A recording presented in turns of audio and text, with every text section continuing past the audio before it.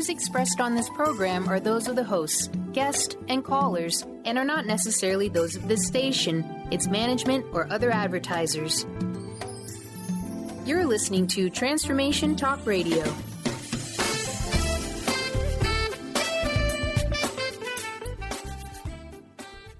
Hi, welcome. This is Dr. John DeMartini. This is one of the most amazing and inspiring shows that you can listen into. If you want to be on the edge of your seats, if you want to open up your heart, if you want to expand your mind, and you want to meet incredible people, stay tuned because you're just about to experience a transformative radio show that will change your life. And you're listening to the Dr. Pat Show that's coming up right next. The following audio is via a Skype call.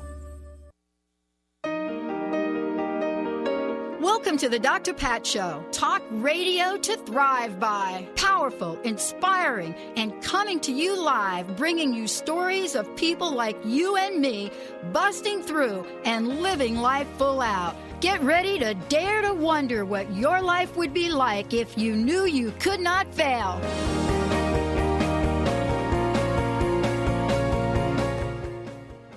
Hey, everybody, welcome. It's so great to be connecting with all of you. Thanks for tuning in, turning us on. For those of you out there, if you want to find out more information about us, go ahead and go to the drpatshow.com, or you can go to transformationtalkradio.com. And for those of you that have been sending us these emails and informations about the new network, you're right. I did give out the wrong URL the other day. It is transformationradio.fm. That is correct. I did give out .com, but it's .fm. So take a peek at what's coming in a few months for all of you out there. It's so great to be able to share this. First, let me say hi to Mr. B. Hello, B. How you be? Doing very, very well. Yeah, life is good, eh? Always. I know. Getting ready to get into the December. Oh, yeah, I know. It's just a hop, skip, and a jump away. It's more just a hop. It's just a hopping and a skipping and a jump away. Yep. Well, we've got a pretty. Benny, was that you? That was not. I believe it's our, Benny, our guest. He's got some stuff going on in there. We got a few things going on with our guest. We're family. Dr. Michael Shermer. Dr. Michael Shermer joining us here today. We're going to talk about arguing science, a dialogue on the future of science and spirit. Now, this is really kind of cool for me because I have had the experience of growing up in, let's just call it a very science-based organization. I worked for what was formerly known as Bell Labs. And as a matter of fact, it was my experience at Bell Labs as a youngster. I worked there for 24 and a half years. My experience at Bell Labs that had me turn one day to my friend and say, you know what, I want to get a PhD. Now, I got to tell you, 23 years old, turning to your friend saying you want to get a PhD, barely with a high school education, you weren't sure exactly what that meant. But spirit operates in very interesting ways. And for somebody like me, Benny, is that you typing? That was Benny? me. Yeah, that's our guest. I was. He's really active. We're going to have to put him on mute. No, I just posted on Twitter the link to the show. Oh, perfect. So let's just get right to it. You know, we've got somebody joining us here today that is out in the world, and we happen to be from the same school, which is kind of fun. But, you know, he is the founding publisher of Skeptic Magazine. Love that. A monthly columnist for Scientific America, and, you know, contributes to magazines here, there, and everywhere. And, you know, part of this, too, is understanding how each of us gets to show up in life and become who we want to become. I had no idea that I was going to become the person that I am today. Not a business plan on the planet that I've ever written, not a vision board that I've ever had that says this was on my plate. After 8 years in a doctorate program, studying the consequences of broken promises, postdoctoral work, no, this is not something that was on my plate. But is it the idea of skepticism that allows us to be out in the world exploring possibilities? How was it for you? How was it for all of us?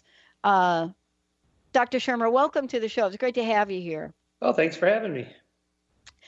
So, I want to ask you a question. I just shared for myself. I'm a girl from the Bronx, so no, this was not on my radar. As a matter of fact, going to Claremont was not on my radar. That was kind of an interesting story. How would you describe, using this idea of science and skepticism? How would you describe the essence of your journey to bring you to this very moment? Well, I've always been interested in science and understanding the world and the way things really are. And, since really the first class I had in college on astronomy, and which was inspired by the fact I was a Star Trek fan and a science fiction reader. And that was in the early 70s when there were labs and scientists who were testing the paranormal and the supernatural. There was a lab at UCLA run by Thelma Moss, for example, that was testing Kirlian photography and acupressure and acupuncture and psychic power and ESP, that kind of stuff. So I thought, well, maybe there's more to the scientific world than meets the eye, stuff we can't see, things like that. And so I always kept a fairly open mind, although the more training I got in science, the more skeptical I became of a lot of these claims, particularly when I could see that, magicians could replicate a lot of the so-called psychic powers through magic tricks. I thought, maybe not all of this stuff is true. And so in my journey doing normal academic stuff, taking classes and then becoming a professor and all that, I always maintained a kind of a side interest in the paranormal, the supernatural. And so in the early 90s, when we started Skeptic Magazine, then that became the focus. Like I write a monthly column for Scientific American, but in which I deal with those kinds of subjects, but they wouldn't cover the kinds of things we cover in Skeptic Magazine. So there was a kind of a niche market for people interested in the paranormal, the supernatural, and the other things we cover from a scientific perspective that isn't covered in other magazines. And that just became my thing. So now I'm, Mr. Skeptic, and this is what I do. I write books about this sort of thing. I lecture about it, and of course, write my columns and whatnot. And that's how I got to today, November 30th, 2016. Yeah.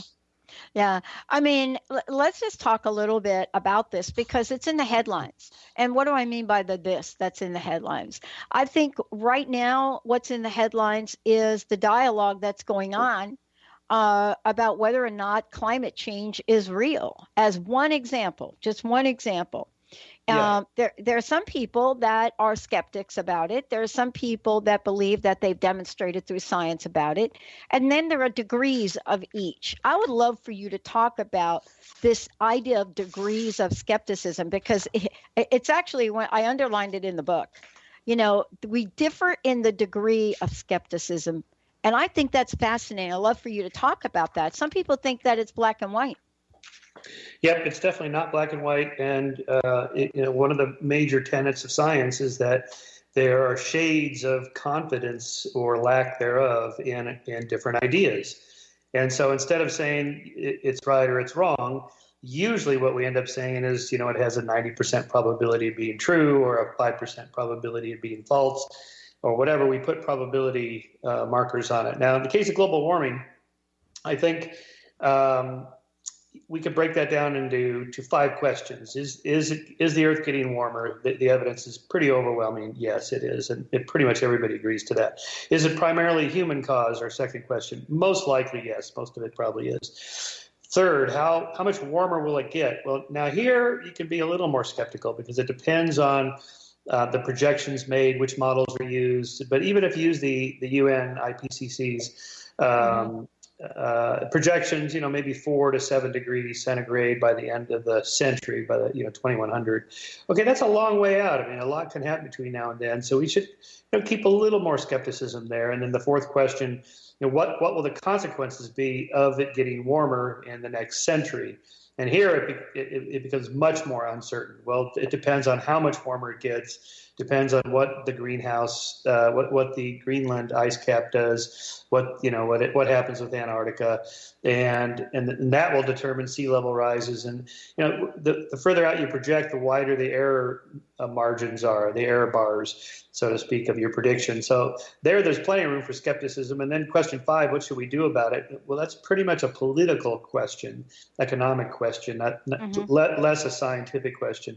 And there we just have to do a triage. Well, what is it we want to do in the next century? I mean, if your goal is to just save lives, you're probably better off spending money on mosquito nets and potable water and toilets and vitamins and food for poor people in Africa.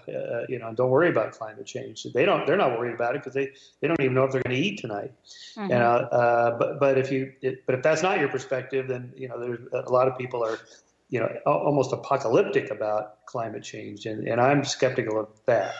I want to ask you this question, and maybe we should do this when we come back from break.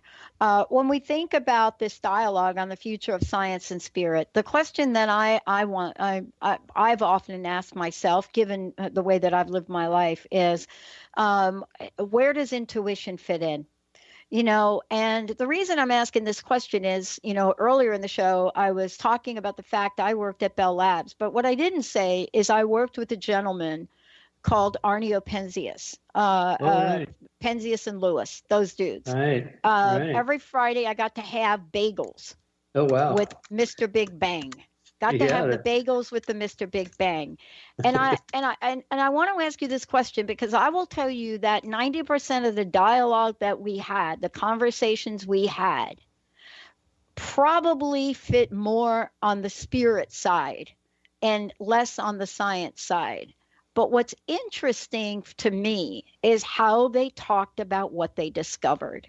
Let's take a short break, everyone. When we come back, more with Dr. Shermer. When we come back, the book is Arguing Science, a dialogue on the future of science and spirit. And have you ever asked yourself this question, am I a skeptic? Stay tuned, everybody. We're going to take a short one. We'll be right back.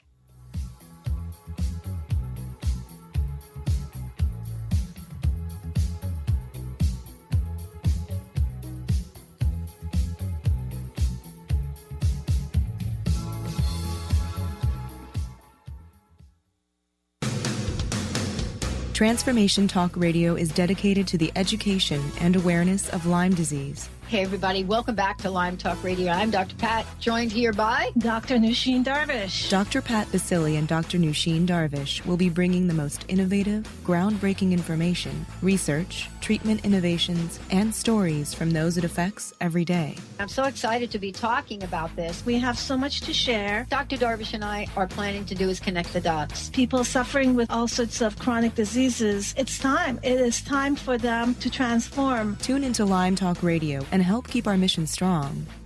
For the loyal listeners out there that have been listening to this incredible show on Lyme disease, we are not going to let you down. We're going to come through stronger and enrich the platform for Lyme disease awareness through Lyme Talk Radio. The message will continue, the conversations will become stronger, and the healing epic. There are so many resources out there for meditation. But did you know that Atana's Heart Earth Healing Meditation is available for you for free? Yes, that's right. You can receive this free healing meditation today from Atana Vadili. All you need to do is visit his website, atanamethod.com. That's ATAANA method.com, and sign up. You will receive your free meditation instantly. That's atanamethod.com.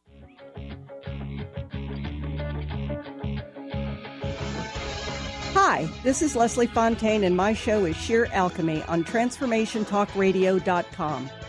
When we're bogged down with our emotions, the hardships that plague us in our relationships, at work, our finances, we literally can't see the higher plane where we could be operating from. Tune in to Leslie Fontaine, Sheer Alchemy on TransformationTalkRadio.com.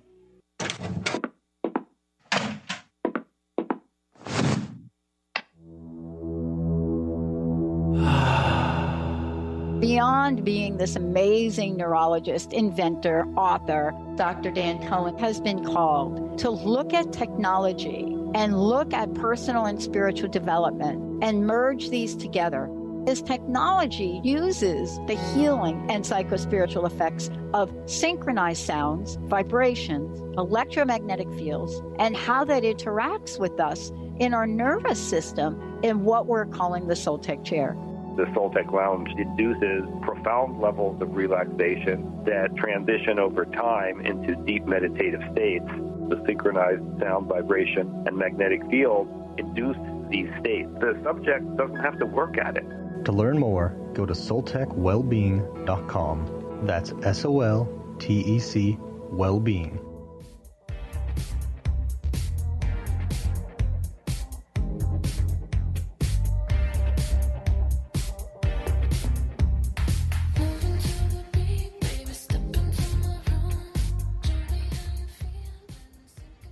Wow. Hey, everybody. Welcome back. So great to have all of you tune us in, turn us on. Hey, do you have any questions for the show today? Arguing Science, a dialogue on the future of science and spirit. I would just love to hear what you all have to say. 1-800-930-2819. 1-800-930-2819. It would be really great to hear if you got questions for Dr. Shermer. Dr. Michael Shermer joining me here today, co-author of the book, Arguing Science. And, you know, the dialogue in the book, it's really fascinating. You know, there are many things that I have gone through this book and kind of highlighted. But this question about intuition, and I alluded to the fact that I had these conversations with these really brilliant scientist folks. And I wish that I could share with you that what they said was, yes, we sat down and we banged it out and we put it on the boards, and that's how we discovered things. But a lot of the conversation had to do with this idea that they had a hunch. Where does that fit in to science and spirit?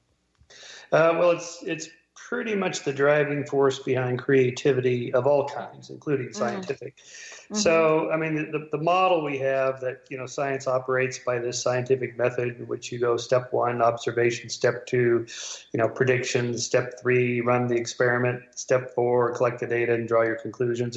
It really doesn't work like that in labs. There's a lot of trial and error and guessing and having hunches or feelings about things.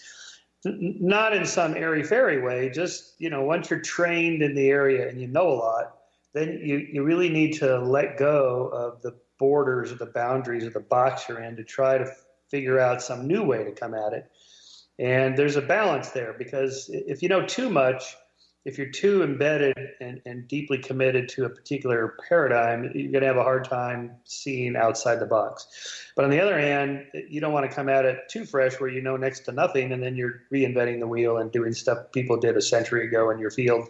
So there, you know, so the training really is good. You know, getting the PhD, as we were saying, the union card is there for a reason. But you have to kind of let your intuitive sense come through once in a while when you're trying to think of just new ways to look at it. So this is why I'm open to talking to people and dialoguing with people like Rupert Sheldrake and as I mentioned to you, you know, Deepak Chopra yesterday. I spent a couple hours with him, you know, taping conversations about the nature of reality. I mean, he has a completely different worldview than I do. And the only way to really understand each other is to sit and talk and say, well, what do you mean by consciousness? You know, what do you mean by observer? You know, when you pin people down on what they mean by their language, it helps clarify in your mind what's, you know, what may really be out there in the world, which is really hard to tell. So to that extent, the idea of, you know, intuition, rapid cognition, or just thinking of things and you don't know where they come from. I mean, just some thought pops into your head from where, who knows? And that is much of the driving force behind science. Yeah. Well, I have that question for you. What do you mean by spirit? Well, I'm not sure what I mean by it.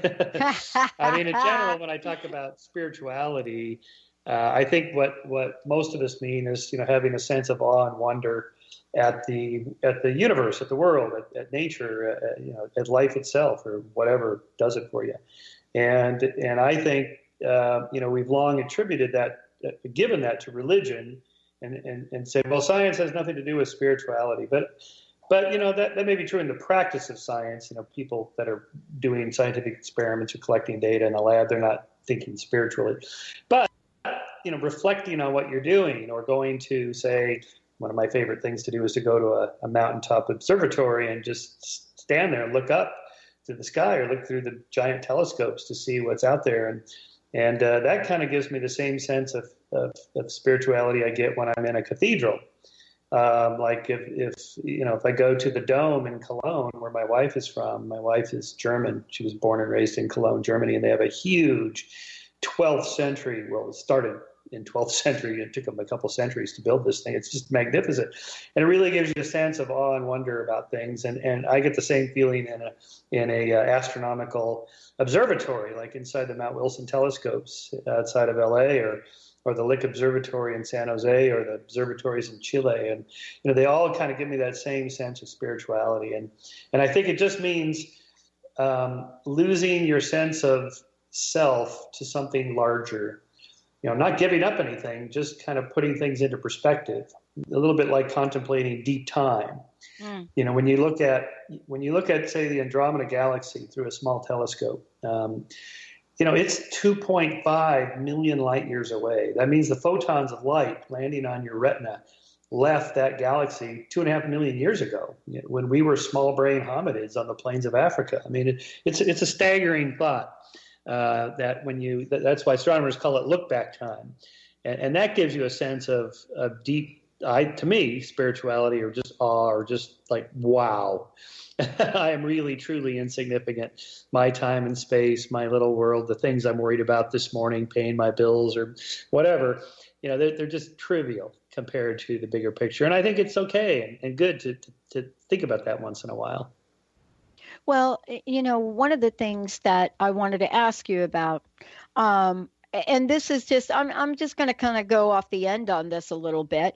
When things work out really well, we have a firm belief, and I say we very generally speaking, but we tend to have a firm belief that that's spirit operating. When things go really, really bad, we have some other reason for it. And I wanted to ask you, is there a personal nature of the conversation, this idea of science and spirit? What is the personal nature of that dialogue? Well, it's human. It's just talking to people, like talking to Rupert or talking to Deepak. From my perspective, it's just connecting with another human being who happens to disagree with me on certain things, but not everything. And, we're so tribal. Things are so bad these days politically. It's just who you happen to vote for, sends you tumbling off the social media platform, and, you're disinvited and you're blocked and so on. I mean, it's like, come on. And, yesterday I tweeted the live video feed on Facebook that Deepak and I had, and you should see the shitstorm of hate heaped upon me by my own people. Like, how can you talk to that guy? It's like, well, what's wrong with talking to somebody? That's how you connect with other people. And, it's not like it's going to hurt anything, he has a perspective, I have a perspective. So when you sit down and just talk to somebody like we're doing right now, I mean, that's how we better understand the world and ourselves. And, I think we need more of that. Yeah. I mean, if we're not talking about it, then tell me what we're doing with the stuff that's going on in our minds and our hearts. I mean, that's an interesting question. If you and I are not talking about this, or you are not talking to Deepak, or not talking to other people, and I'm not talking to other people, then where am I going with that stuff that is calling me to have an opinion about something, have an intuition, a gut feeling about something, or even having a life purpose? Where am I going with that? Right, because we are a social primate species. We don't live in isolation. We can't. In fact, living in isolation is a form of torture. So I mean, we need other people, and you're never going to find anybody that agrees completely with you on everything. Democrats disagree with each other in their own party. Republicans do. And that's true for religion, for science. It's disagreement is the heart of the human condition, and you better get used to it if you want to, engage with other people. And you got to be able to say, it's okay to disagree with other people, and we don't have to circle the wagon and pretend we're a tribe that agrees on absolutely everything, because that's not reality. I want to ask you about extremes for a minute. And I don't know where I remember reading in the book, but I think that Rupert was kind of saying something like, Michael, when it comes to science, you're not just conservative, but you're also kind of an authoritarian on this. And, so, I was reading that and I was like, oh, but when it comes to politics, not so much. And so I wanted to ask you about the paradoxes that go on, not just in our minds, but I think the way we live our lives. There are these paradoxes when we talk about science and when we talk about spirit. And, I think that for a lot of people, they spend a lifetime trying to resolve them. How do you resolve that within yourself? Or is there no resolution to be had? Well, I guess it would depend on an example of a paradox. I'm not sure I know what you mean, but if you mean contradictions in our own lives. I think the word could be contradictions. I'm not, I actually don't know if that is a contradiction to be. Well, I'll give you an example. Politically, you mentioned politics. I tend to lean toward being libertarian, fiscally conservative, socially liberal. And it doesn't quite fit either the left or the right on that linear spectrum, which is why I think we need more categories. But the moment someone thinks that, he's a libertarian, I know what he thinks. He thinks like Ron Paul or Rand Paul or Gary Johnson or, stop putting me in the box. Just listen to what I'm saying. This is what I believe here. This is what I believe there. And I'd rather not call myself anything because the moment you put a label on it, then people have in their mind a set of characteristics that belong in that box with that label on it. And I may not agree on all those points. What's your position on gun control, abortion, women's rights, whatever? Just ask me and I'll tell you. And I'm not sure what box that goes in, but that's the problem we have with boxes. And that's probably the way I think what Rupert meant in science. We tend to kind of be tribal when we encounter people like him that are pretty much on the margins of science, pushing the envelope. Pretty much everything he does pushes somebody's envelope. And so, the tendency is to say, okay, he's an outsider and we got to circle the wagons, to protect the nature of science. And there's a good reason for that because, Rupert's not the only one. There's hundreds of thousands of outsiders who want to challenge the status quo, which is fine.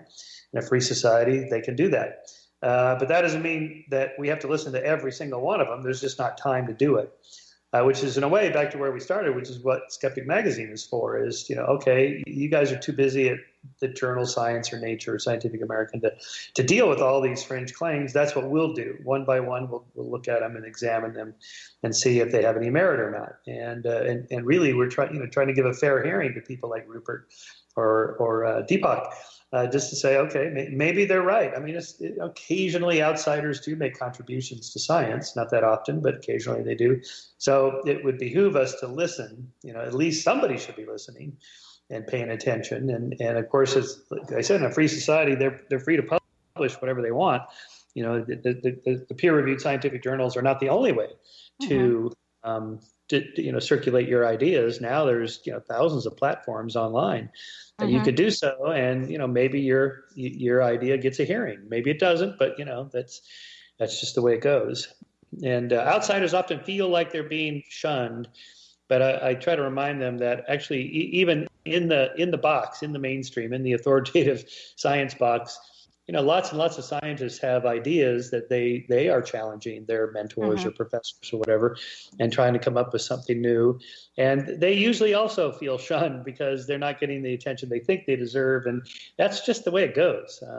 There's a movement afoot now to challenge, once again, Darwin's ideas, not from a creationist perspective at all, just, within the box, but, maybe we'll tweak it here or there. And these people are getting a lot of pushback from more conservative evolutionary theorists that don't think it needs to be tweaked at all. And, that's kind of how it normally goes, back and forth, debate and disputation.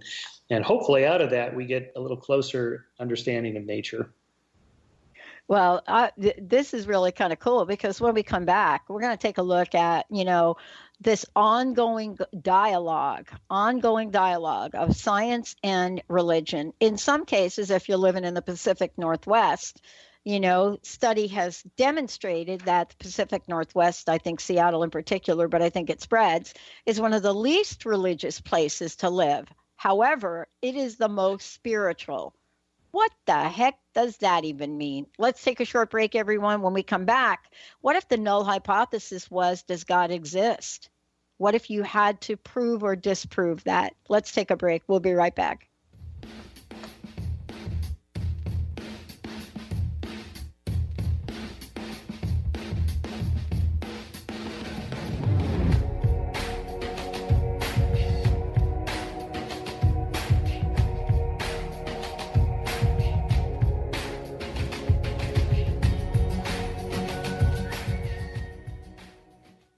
The Earth is an ever-changing being. Goddess light shamanic healer Bree Gibbs guides us through the ascending worlds and brings forth knowledge and truth. As a light creator, she is here to provide new information needed at this time in our evolution. Join Bree as she shares messages from guides, spirits, ascended masters, goddesses, and others. Tune in Tuesdays at 3 p.m. Pacific and Thursdays at 1 p.m. Pacific for the Silver Gaia Show and live the authentic life. On the cutting edge of the new mainstream, Christine Upchurch is passionate about bringing together science, psychology, and spirituality in a way that can be applied to our everyday lives for true transformation. The Christine Upchurch Show, stellar conversations to illuminate your journey, engages some of the most outstanding visionaries on the planet in lively dialogue to inspire you to become that bright light you're meant to be. Join Christine every Friday at 11 a.m. Pacific Time on KKNW, AM 1150, and Transformation Talk Radio. What if your body and mind were the compasses to the secrets, mysteries, and magic of life? Glenna Rice, co-host of The Questionable Parent, is inviting you to access all that is possible. Glenna is a 10-year certified veteran access consciousness facilitator who offers an amazing variety of life-changing classes and workshops. Work with Glenna from anywhere with teleclasses and workshops all over the globe. To learn more and see Glenna's current schedule of events, classes, and workshops, visit glennarice.com. Would you like to experience life-transforming adventures in personal expansion and world service? If you do, tune in to learn about magical innate abilities that you can develop and use to make your dreams come true. Joy Elaine is author of the Joy Chronicles, and she's inviting you and millions of others to join her in working with galactic masters, angels, and the Ashtar Command as they assist humanity and planet Earth to achieve their ultimate destination of ascension. For more information about this upcoming event and broadcast, visit joyelaine.com. That's joy, ELAINE.com.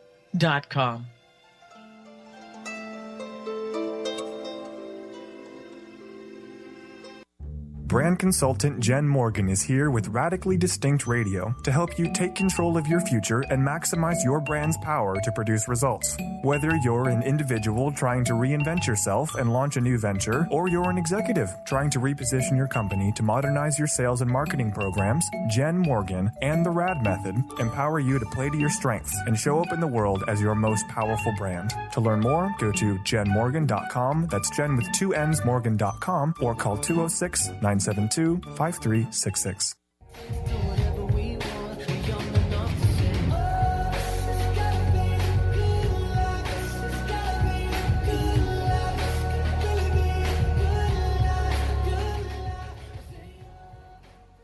Hey, everybody, welcome back.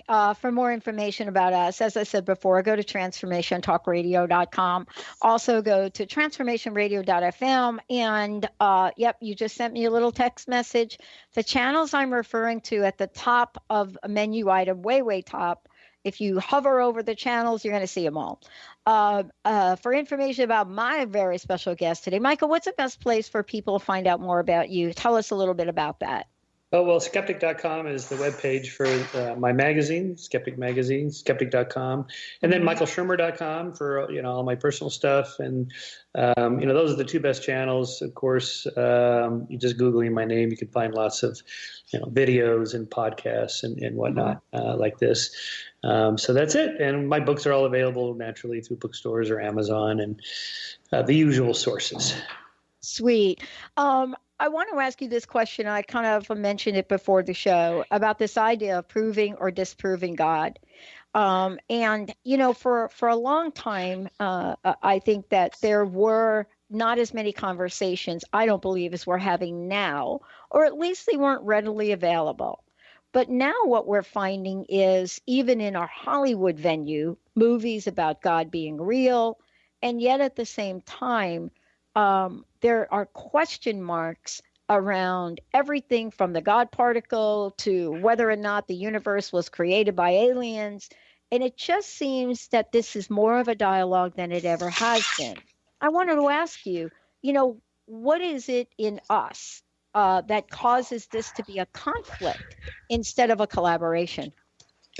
Well, the conflict part comes about from actual empirical claims that are made. For example, if a young Earth creationist says they believe the Earth was created 10,000 years ago in 6 days, because that's what it says in Genesis, then there is going to be a conflict with the geological science showing that the Earth is 4.5 billion years old. It evolved over many billions of years, not 6 days.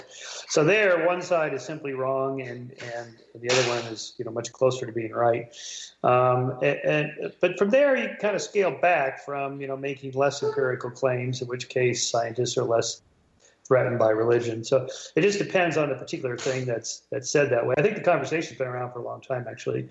We're more aware of it because it's online, but of course it goes back to Galileo, being put on trial for supporting the Copernican system that the Earth goes around the sun and not vice versa. That's a slightly more complicated story. It's not black and white, good and evil with religion and science. But still, it kind of goes back that far for in terms of modern science and all the creationist battles that end up in courtrooms over what's actually taught to high school science students, for example. There it does become conflicting because somebody's got to make a decision on what gets taught and what doesn't get taught. And therefore, somebody's going to get their feelings hurt or whatever. So, but if you're just talking about non-empirical questions, where did the universe come from or whatever, that we don't have answers to anyway, then the conflict is less apparent. And really, we're all just trying to get answers to the questions, like those kinds of questions, and whatever it takes to get there. But so far, science has proved to be our best tool of understanding nature, so we should keep pursuing that.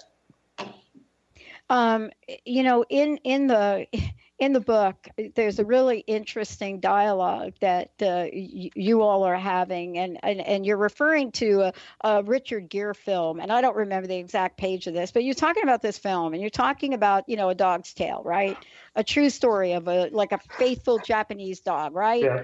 And it is a tearjerker. Right. There's no question about that. It is. Yeah. But the question, yeah, exactly, that's it. But the question really is, a bigger question about the afterlife. And some people don't believe there is an afterlife. Some people believe that we come back. Some people believe there's an innate sense that we can literally manage our mindset in order to come back as that which we want to come back at. And I wanted you to talk a little bit about this in the dialogue that you and Rupert had about this, and the influence of society around it.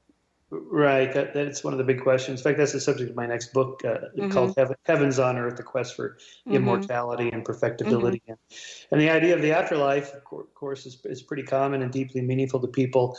But there's not one version of it. So, I mean, are you resurrected in heaven as your physical body? Is there an actual duplicate of your body made, or is it just your soul? And if it's just the soul, then at what age, or the pattern of information that represents your thoughts and memories, who you are, at what age are you resurrected in heaven?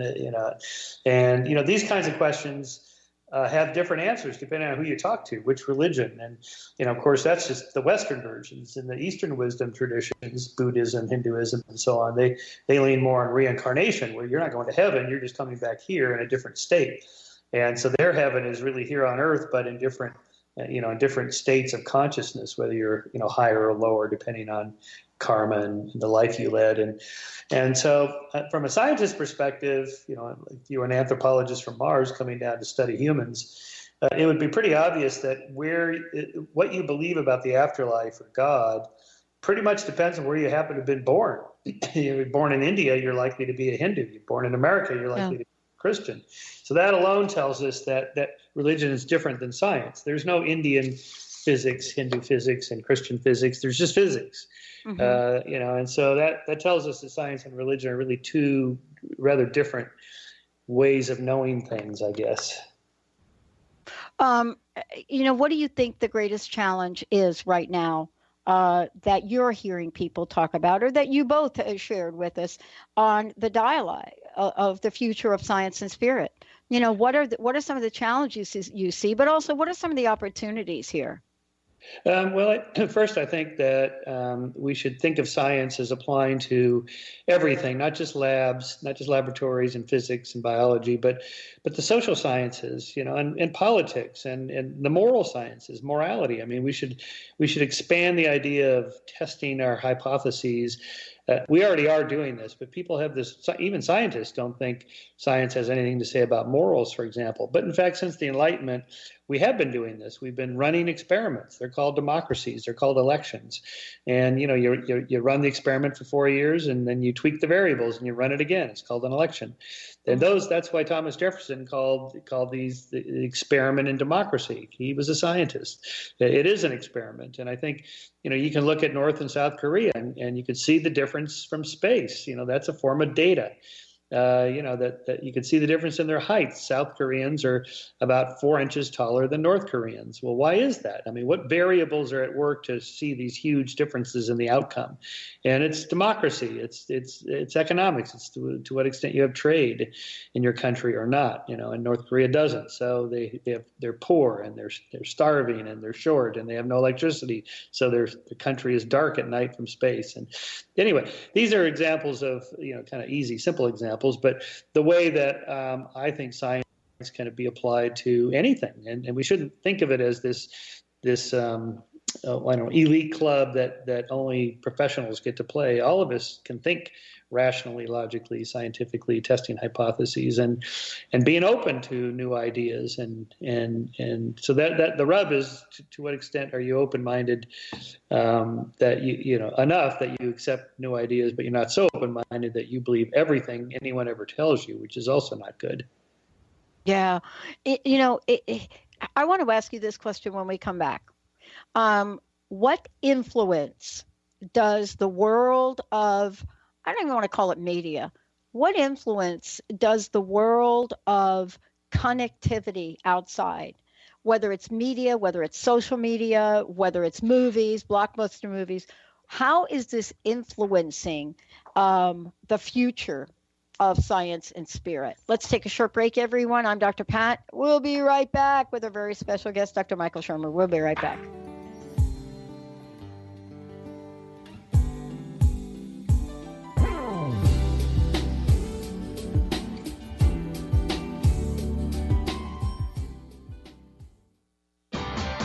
Sky Siegel co-hosts one of today's most popular psychic shows, Angels and Answers, with Artie Hoffman, as she communicates healing messages from the spirit world. These messages can be astounding, enlightening, and life-changing. Born with the God-given talent of inner guidance and the amazing ability to heal, Sky has healed thousands of people. Schedule a reading with Sky now. Call 908-500-1474 and visit skyofangels.com.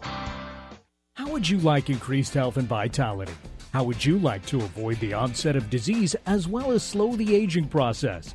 This is all possible through a simple, safe, and natural process. Every day we are either moving toward wellness or away from wellness. Hi, I'm Mary Jane Mack. I'd like to be your partner in achieving optimal health. Contact me now at maryjanemack.com or call 425-392-0659. Visit MaryJaneMack.com. What is a brilliant culture? And how do we create them? Why are they important? Claudette Rowley has created a breakthrough 5-step process to help you design a culture that is authentic, innovative, and successful. Learn how to create change with Cultural Brilliance Radio, the DNA of organizational excellence, and Claudette Rowley. To learn more or work with Claudette, visit ClaudetteRowley.com. TheAngelLady.net. TheAngelLady.net. TheAngelLady.net. 1-800-323-1790. 1-800-323-1790. Sue Storm. TheAngelLady.net. Tune in to Mainstream Metaphysics Radio to harness your connection with the universe to effect change for optimal success and happiness. Named one of the country's top psychics, Eve now brings her insights and gifts to this weekly hit call-in show, joined by visionaries, leaders, and gifted others, but mostly you. Jot it down. Thursdays, 10 a.m. Pacific, 1 p.m. Eastern on TransformationTalkRadio.com. Do you want to achieve your goals? Do you want to strengthen relationships with others? Do you want to improve your financial status? Colette Marie Steffen is partnering with Mark Kettenbach to bring you an energetic upgrade online experience. Unfold and develop your full potential. Visit energeticupgrade.com today for more information. That's energeticupgrade.com.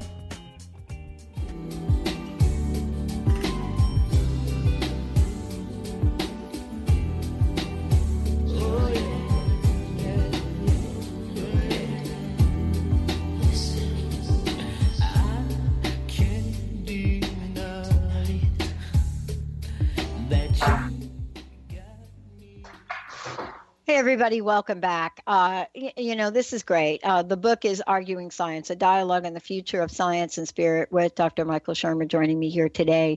Michael, before we kind of jump ahead and we talk about, influences that influence the future of science and spirit, please, again, one more time, tell folks how they can find out more about you. Oh, yeah, sure. It's skeptic.com, skeptic.com for my magazine, and then michaelshermer.com, MICHAELSHERMER.com. And then, you can just type my name into Google to find all kinds of other stuff. So that's it. Awesome. Okay. If we're going to talk about a dialogue on the future of science and spirit, I'm wondering how much what we've done in technology, where we're going with media, how much of an influence that has on people's perspective on science and spirit. Oh, it's huge. In terms of what gets reported, and often what gets reported in the news is really quite watered down. A scientist will publish a peer-reviewed scientific technical article in some journal, and then the journal will have someone write a press release about the results. So already there's some editing going on there that usually the authors don't even see. And so they'll draw some big grand conclusions because they want the media to pick up and cover the story about the article and mention the journal. It's kind of their way of marketing themselves. And then it gets, sort of repeated in the newspaper, say, or a magazine, and then it gets watered down and edited even more. And then the propensity of the writers to make the conclusions even more grand or spectacular or important. And then so sometimes you'll see the scientists reading about it in the New York Times or something going, wow, that isn't at all what conclusion we were drawing. And, so we have to be careful about that when you read these things like, chocolate is just as good as an hour a day in the gym. No, it's not. How did they come to that conclusion? Well, these are these sort of typical studies that get watered down and filtered and come to us. And when you actually go and read the original, you realize, that isn't really what they were saying. So you should still keep going to the gym, if I may. But the other thing that's been interesting over the last, say, 25 years or so is the a growth of the publishing business of books, science books. Mm-hmm. That is, science books have become the thing to read now. Books by Stephen Hawking and Richard Dawkins and Steven Pinker and Stephen Jay Gould and Jared Diamond. I mean, these are blockbuster, big bestsellers, and they get big advances. And, it's like it used to be for, books on, Shakespeare or art or literature. Now science books have become their own thing as a category. And, that's good. There's more of those shows on PBS and History Channel, the Science Channel, and all these, everybody knows about the Big Bang and black holes and this kind of thing because it's all over the place. You don't have to be technically informed or trained in science to understand, these fantastic ideas that are all over the place. And, the fact that the Cosmos, Carl Sagan's Cosmos reboot with Neil deGrasse Tyson as the host, that was on Fox, not PBS, but Fox. And it's amazing. That's really good. In terms of just getting these ideas out there to a wider audience. And so everybody's becoming more scientifically literate. Even while it seems like, we're dumber than ever, but that's really not the case. We're really smarter than we've ever been. Well, I mean, one of the things I'm really fascinated by is, and I'm not saying that we haven't always been fascinated by it, but, right now, if you look at what's going on in Hollywood, they're really scratching their heads. They're saying, my gosh, we're spending millions on writing, the Bourne Identity, the Bourne this. And people really don't want that. They can't wait fast enough for the next Marvel comic book series, Wonder Woman doing her own movie, the Justice League versus the Avengers. I mean, it almost to the point of, I read a social media post the other day where a fan was so upset about what's going to happen to the Avengers and that Iron Man is going to go away, that she posted she had to go into therapy. And I'm just thinking, okay, are we trying to escape here? Are we in a place where the reality of, quote, life, here at least, is so overwhelming for folks that's our new drug? I think in part, yes, that is the case. It's, the world is so rich and loaded with information. The problem we have now is filtering, not finding. You can find information and theories and knowledge everywhere. The problem is the filtering, which is the good stuff I should be reading. You can sit online all day, watching videos and reading articles, and I can't keep up. So now the problem is turning it off or filtering it. So I think instead of a lack of, we don't have a problem of lack of scientific knowledge. We have just too much and no filter between what's the good science, what should I trust, what should I not trust. And people should remember there's no fact checkers on these most web pages. New York Times does, but Wall Street Journal does, but very few others do. So the stuff you read online may or may not have been fact checked, probably not. Therefore, you should be slightly skeptical. Yeah. And I like the idea of slightly skeptical because, and of course, this is not a conversation we'll have time to have now. But I got scolded on social media because I put something up and I asked, is this post really true? And, there's a part of me that's really quite naive about things, really is. And the feedback I got was, come on, you got to be kidding. Did you actually believe that this is true, Pat? And and I thought, well, wait a minute. Why is it okay? Why was it okay for like millions of people over these past 6 months to believe things that weren't true? And I'm thinking of this one post that I thought was true. Is it easier for us to believe in an untruth if it fits what we desire in life than for us to believe in the truth? Well, that's right. It's called motivated reasoning. We're motivated to reason our way toward finding what we want to be true. Yeah. And it's a big problem. It's a problem in science also. I mean, scientists are people. They want their theories to be true.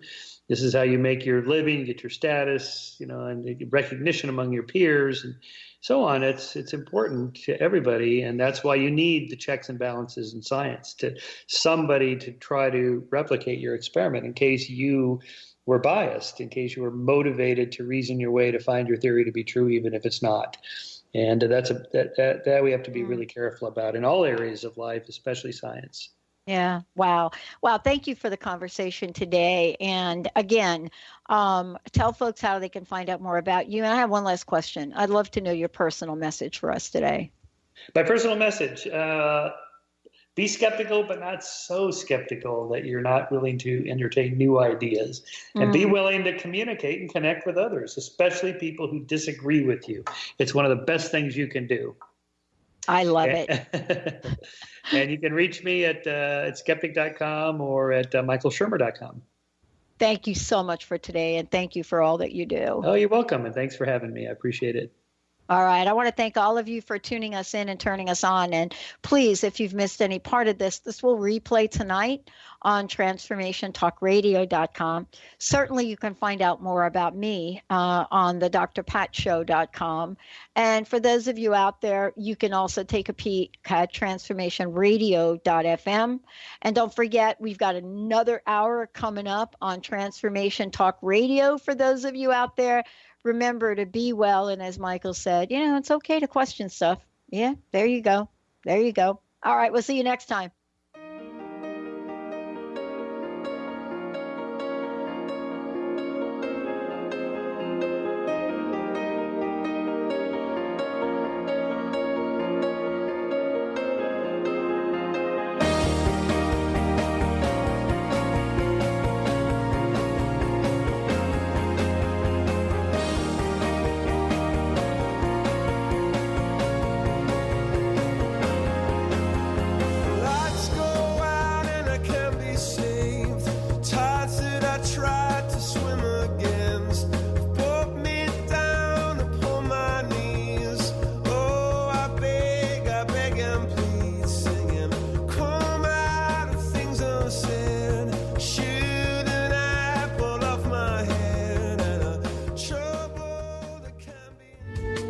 Preceding audio was via a Skype call.